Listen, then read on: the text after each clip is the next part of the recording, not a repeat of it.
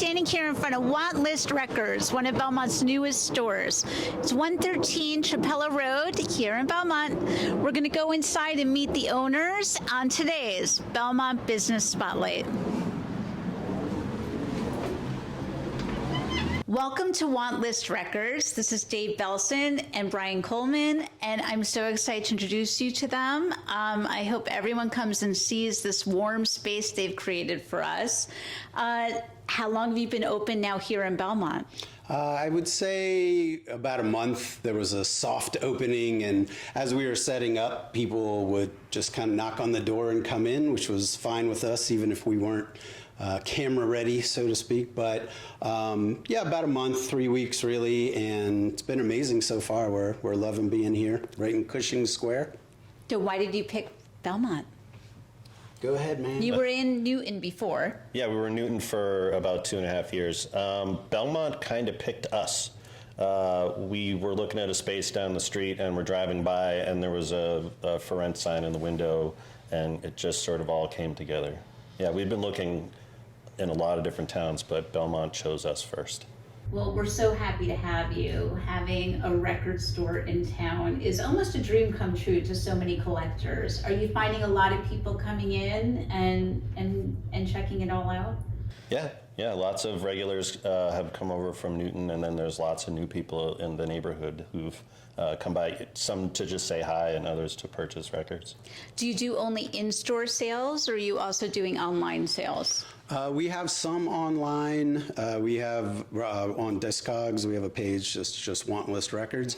Our philosophy is that we prefer to sell to people in the store, and we actually offer the records for less in the store than we would when we're online, because record stores are fun. You're supposed to come to a record store and find things you weren't expecting to find. And the online thing, I get it. You know, I get why people buy records online. It's convenient. There may be someone in Los Angeles or Chicago or Japan selling a record that you really want, but there's just no replacement for actually coming into a store and seeing other people, whether you know them or not, and talking to the shop owners and talking music. And so we like to encourage that for sure, and that's certainly been the experience so far, is people just coming in. We never care if someone buys a record or not. You know, it's great if they can find something that works for them, but it's just fun to meet people, and everyone has their own experience when it comes to music and records and collecting and which records and which Miles Davis record they have and they want and things like that. So I'm really enjoying all the titles you have. I'm looking at Beastie Boys, I'm looking at Nina Simone, I see Pink Floyd and Metallica, I mean, all on the wall, which is just fabulous to see all these music record stores acts. You got to have a little bit of everything. There's no as I often think of it and say that record stores are all within any city or state are their own, it's an ecosystem, and every record store specializes in a certain kind of record or a certain genre. Some have more 45s, some have less. So they all kind of fit together like a big weird puzzle. How did you guys find each other as partners? In the record store business? Yeah, I mean, Brian and I met back in the 80s and 90s. We both were doing radio at Boston College. And then I think we connected because of your book. Because I reached out to him because I was selling records at record fairs, and he came out with this cool book of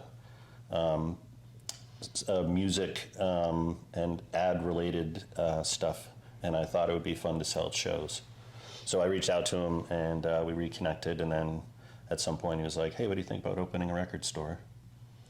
So people come in off the street, like they come in and they're looking at your albums. What if they have, oh my goodness, I have albums at home. Can they bring those to you to sell? Yeah, 100%. And in fact, that's most of what you see in the store.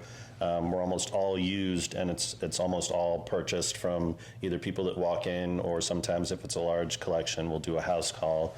Or sometimes people come in with small little stacks of stuff to trade for something a little more expensive off the wall that may be on their want list. Why do you think everyone's interested in records all of a sudden again? Like, all of a sudden, because I feel like we all kind of got rid of our albums, went into CDs, went into tapes, and now we're looking at record collecting again. Tell me about it. Well, I guess there's two answers to that. I mean, I never stopped, and I don't think Dave did, and we have a lot of hardcore record collectors who, it may not have been the hot thing of the day back in the early 2000s, but I never stopped collecting records, and a lot of people didn't. So there's that baseline of people who will always collect and have very large collections, and honestly, the early 2000s was a good time to collect because they weren't as expensive and as hot. The second part of that, I would say, for people who are just getting into it, is that, in my opinion, basically, if you have your whole record collection, or not record collection, if you have your whole music collection on your phone, that's very convenient, but it's not a lot of fun. So having a something physical, even if it's a CD that you can hold in your hand, is a whole different experience. And I think if you're a 16-year-old kid who's never really had the physical aspect of music, then maybe at first it's novel and it's, oh, isn't this funny, haha, but you start to realize, like, oh, this is a thing. This is something I can do, and it's a different experience. I can sit there and look at the record jacket, and I can read the liner notes, and I can't just shuffle around on a record. I have to get up and let it go the whole way. And these artists sequence their albums very meticulously for a reason, and so it kind of ends the shuffle aspect of what I would say invisible music is, or listening on YouTube where it suggests the next thing. The next suggested track is the next one on the Led Zeppelin album. That's how that works. So no matter what gateway drug you have to getting into vinyl or CDs or cassettes, great, because that doesn't mean everyone will stick with it, but it means that at least you give people a shot and you see if you like it. And maybe you say, you know what, I like Spotify better, forget this. But I think a lot of younger people realize that this is a thing. It's a hobby, it's a lifestyle, it's whatever. People come into the record store. What is their experience? I mean, they're going to look through the albums, but tell us more about that. I mean, it's not a huge store. We don't have every single record that we could possibly put out. I would say it's partially curated in a way that we try and make it. There are definitely lower priced records that are very clean. We don't have any beat up records that are 50 cents or $1, so it's not a thrift store kind of thing. But it's also not meant to be a snobby store either. I mean, we have expensive records, but we try and have a full range for anyone who comes in. We have a lot of 45s, we have CDs, we have cassettes, and we have players, so you can listen to the music before you leave to make sure it's something that you want. And honestly, sometimes people will come in, they'll bring something back and say, oh, this wasn't really what I thought it would be. So some record stores don't let you kind of swap things out.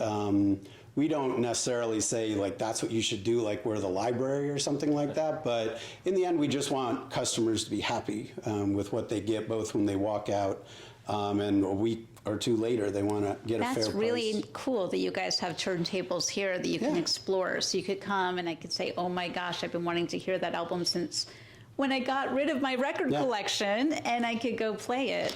I mean, I think what it boils down to is we've been shopping in record stores for decades and decades, and we know what we appreciate in other stores in our past and what we don't appreciate. And so we've tried to make it a store that we ourselves would want to shop in. That's really the main thing, is that we try and see through the eyes of the customers. Do you think years from now this kind of store will be there for, say, CDs? We have CDs right now. Yeah, there are CDs over there.